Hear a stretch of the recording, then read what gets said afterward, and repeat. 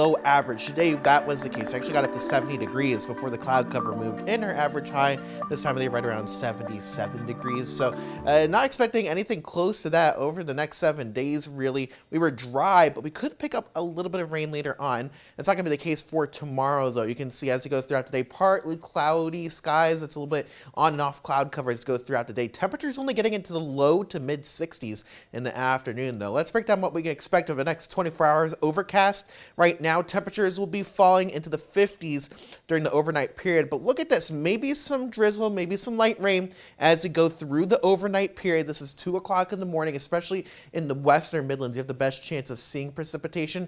I've kept an actual percent chance out of the forecast just because I don't expect this to really be the case for really when we're mostly awake. This is 5 a.m. Any of that drizzle is starting to really dissipate at that point. We're waking up to temperatures in the low 50s with partly cloudy skies as you go through your Monday. Temperatures low 60s, I think, for a lot of us. We'll see cloud cover moving back in as we head towards the second half of the day, and really just on and off with that cloud cover. So a little bit of a messy weather pattern. If your kids are heading out to school tomorrow, they're going to need the coat. I think it's going to be a little bit on the cooler side, 52 when they're heading out to school, only up to 63 in the afternoon. So if you are heading out to the fair, looks to be a little bit cooler, partly cloudy to mostly cloudy skies as you go throughout the day with temperatures mainly just sticking around in the 60s in the afternoon. We have a stall boundary across the area. That's why we have all that cloud cover in place and a very large upper level trough over us. High pressure eventually moves in, though.